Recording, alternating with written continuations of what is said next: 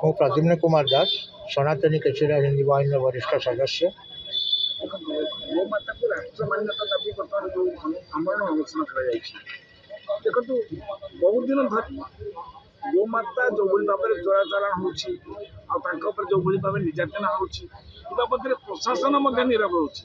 କିନ୍ତୁ ଆଜିର ଏଇ ଘଟଣାକୁ ନେଇକି ଆପଣ କେତେ ଆଶାବାଦୀ ଯେ ଆଗାମୀ ଦିନରେ ଯେଉଁ ସୁରକ୍ଷା ପାଇଁ ସରକାର ଆମର ଗୋଟେ ବିହିତ ପଦକ୍ଷେପ ନେବେ ଆଉ ରାଷ୍ଟ୍ର ମାତାର ମାନ୍ୟତା ଦେବେ?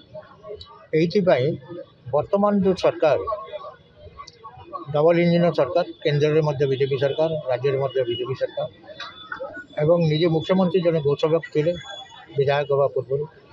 ସେ ଦୀର୍ଘଦିନ ଧରି ଗୋସେବା କରୁଛନ୍ତି।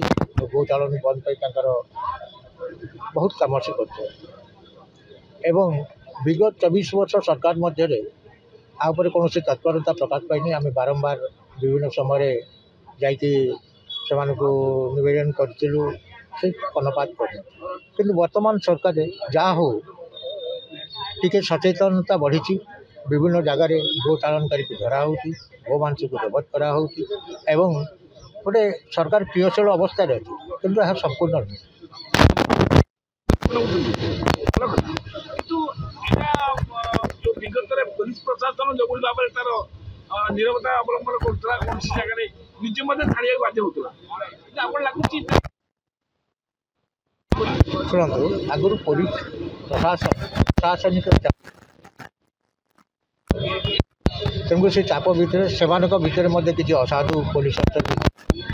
ଆଉ ମାନେ ଗୋମାତା ଆଉ ରାସ୍ତାଘାଟରେ ବୁଲିବେ ନାହିଁ, ସେମାନେ ଗୋଟେ ନିର୍ଦ୍ଦିଷ୍ଟ ଜାଗାରେ ରହି ଏବଂ ତାଙ୍କର ସ୍ୱାସ୍ଥ୍ୟ ପାଇଁ ଯେଉଁ ଭ୍ରାମ୍ୟମାଣ ସ୍ୱାସ୍ଥ୍ୟ ଚିକିତ୍ସା ସେବା ବ୍ୟବସ୍ଥା ଥିଲା ତାକୁ ଆହୁରି ତ୍ୱରାନ୍ୱିତ କରାଯାଉ ଏବଂ ଭ୍ରାମ୍ୟମାଣ ଗାଡ଼ିର ସଂଖ୍ୟା ବଢ଼ାଯାଉ ଏବଂ ରେସ୍କ୍ୟୁ ଭ୍ୟାନ୍ ବି କରାଯାଉ। ରାସ୍ତାଘାଟରେ ଯେଉଁଠି ଆକ୍ସିଡେଣ୍ଟ ହେଉଛି ସେମାନଙ୍କୁ ଆଣିକି ଗୋଚାଳନ କରାଯାଉ।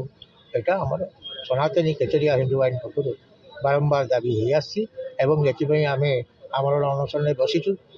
ଆମର ଆଶା ଓ ବିଶ୍ୱାସ ଏ ସରକାର ଆମ କଥାକୁ ମାନିବେ, କାରଣ ବହୁତ ସମ୍ବେଦନଶୀଳ ସରକାର।